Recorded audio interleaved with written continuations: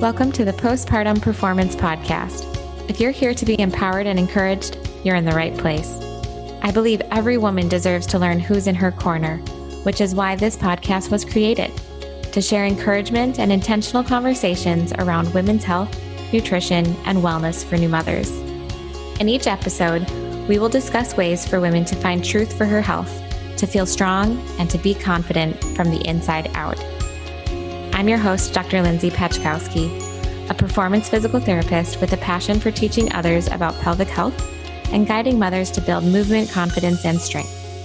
I'm a lover of running and weightlifting and a healthy cooking enthusiast.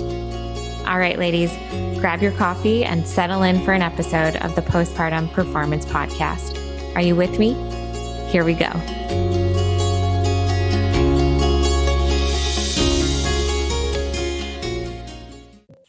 Hi there. Today's podcast, we're going to be setting the stage for some pelvic floor 101. We need to start with what the heck is the pelvic floor? As a physical therapist with a specialty working with clients and patients overcoming pelvic floor dysfunction, I talk about it all the time. And I quickly have been reminded that when I'm chatting with family and friends, this is not typically brought up in conversations over coffee or at happy hour, but maybe it should be. So my goal is for creating this podcast to share knowledge and encouragement and intentional conversations around women's health, nutrition, and wellness for new mothers. In this episode, I'm going to touch on what the pelvic floor is and some pelvic floor lingo, some simple anatomy, and then talking through the 5 functions of the pelvic floor. Let's get going. So, what is the pelvic floor? The pelvic floor is a group of muscles within the base of your pelvis, and they help support your pelvic organs. They hold and pee and poop until you're ready to empty, and then they have a role in sexual function and childbirth. So that's kind of overarching kind of what it is. And I don't want to completely nerd out on the anatomy and some of that stuff with you, but I do want to give you guys some information. And I think that it's important to have a general understanding of our bodies and anatomy, especially for the pelvic floor. It's something that's so important and powerful for our bodies. And the more that we know, the more that we can set ourselves up for awareness and confidence in our bodies, especially in the postpartum season. So let's jump into some pelvic floor lingo. So the first one, I have my lovely pelvis, Poppy the pelvis here. So if you're looking at the video recording, you'll be able to kind of see me pointing out some things. But if you're listening in, just go ahead. You can kind of visualize and kind of see what I'm talking about, or check out the video later. When we're talking about some pelvic floor lingo, the one that I wanted to start with is your pelvic girdle. So your pelvic girdle is the bones specifically that make up this area. So it's talking about specifically the ilium, ischium, and pubis. The ilium's up here, so you think about kind of the hip crest and the top part.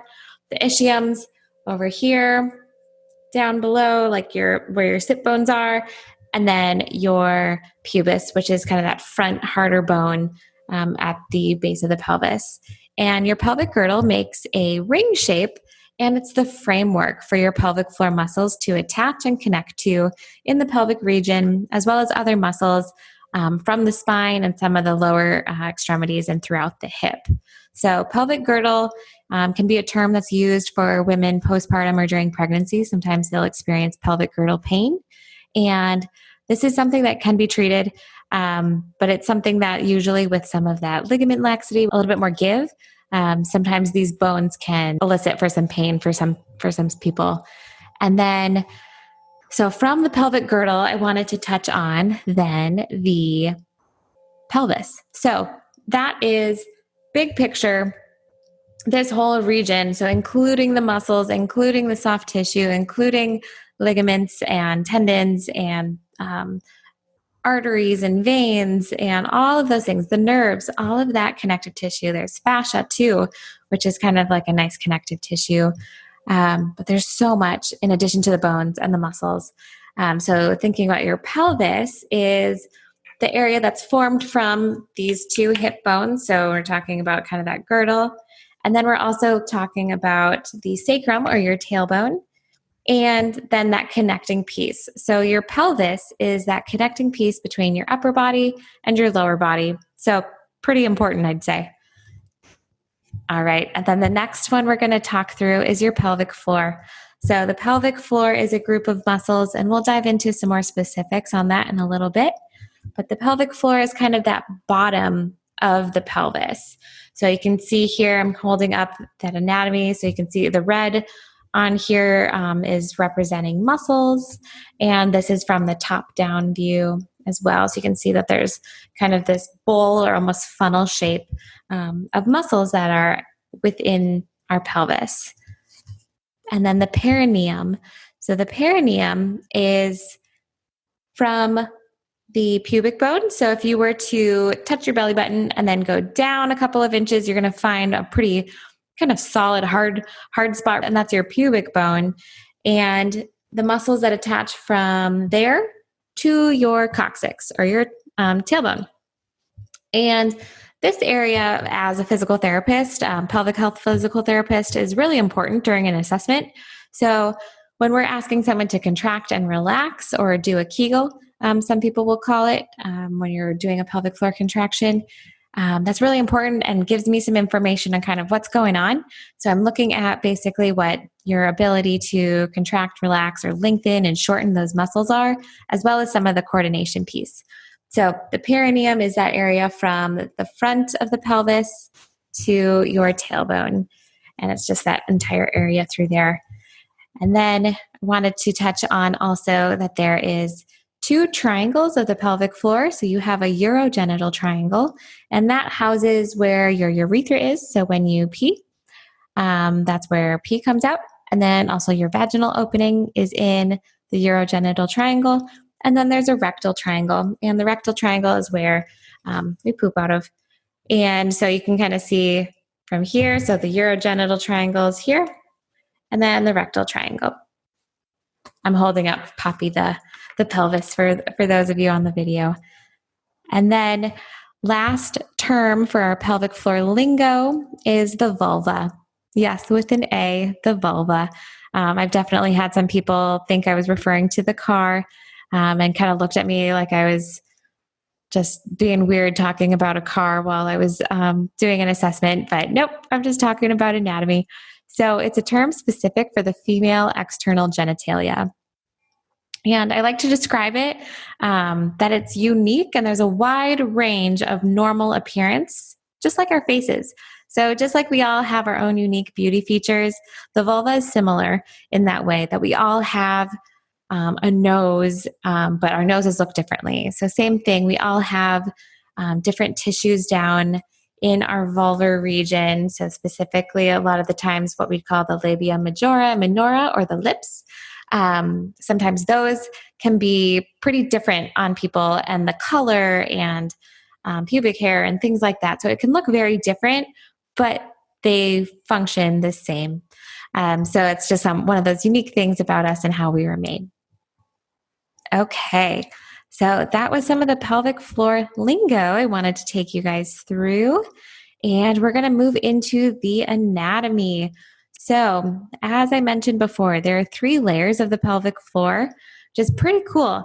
So the first layer is closer to the surface, or we'd call it superficial. So you can basically find it from the outside and touching down through those areas, as well as going into your first knuckle. And that helps kind of with getting the underside, where on the other side of this bone, that first layer can be in. So I'm just pointing at the inside of the pubic rami here.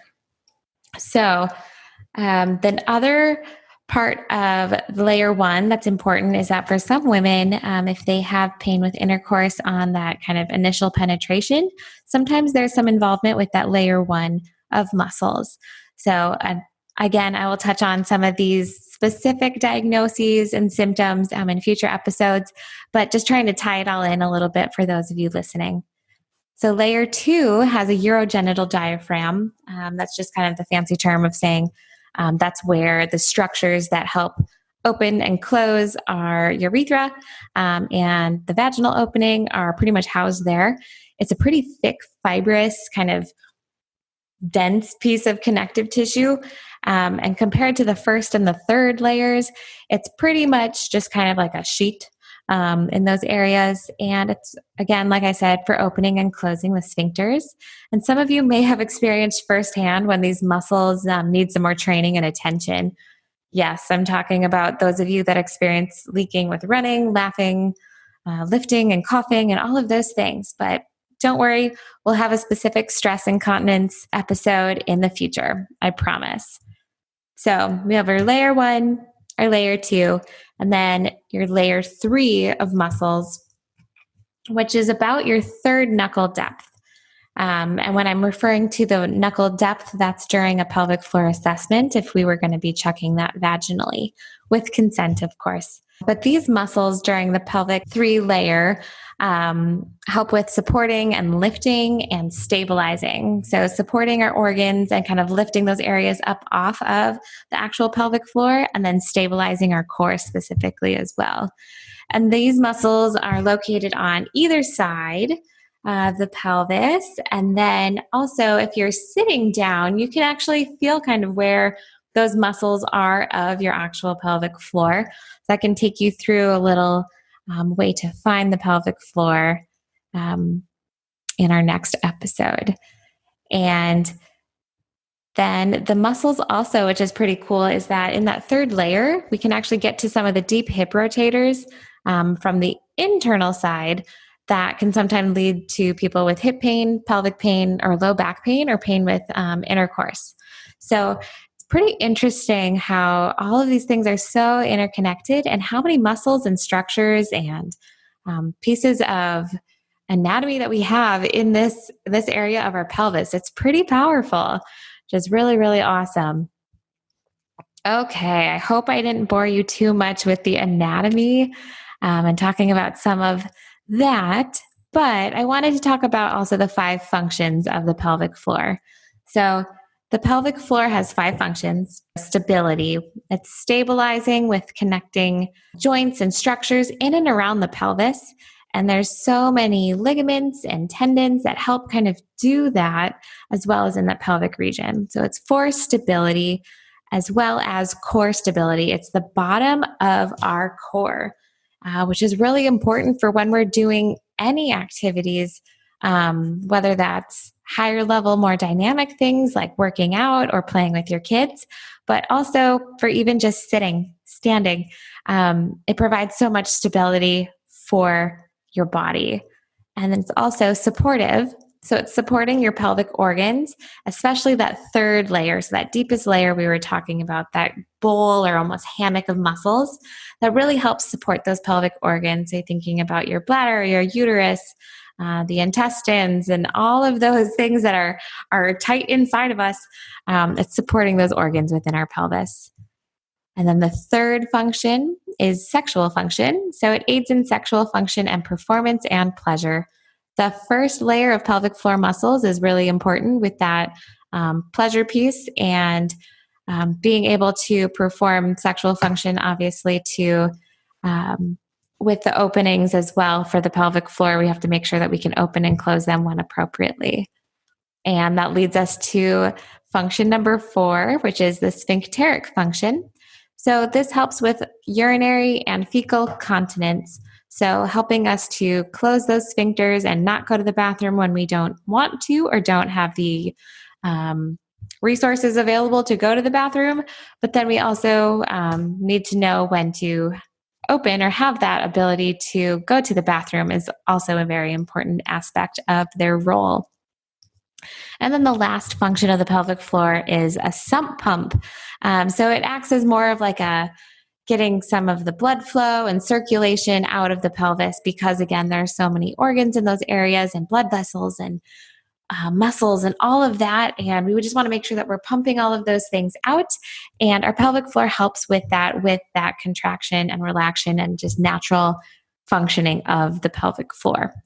So again, the 5 functions of the pelvic floor: stability, support, sexual function, sphincteric, and sump pump. All right, ladies, thank you so much for joining me today. I hope you were able to get some pearls of information to take home with you. And I'm really looking forward to sharing more with you very soon about some of the common pelvic floor dysfunctions that I see in our clinic and provide you with tools to empower you along the way. Take care, ladies, and I'll talk to you soon.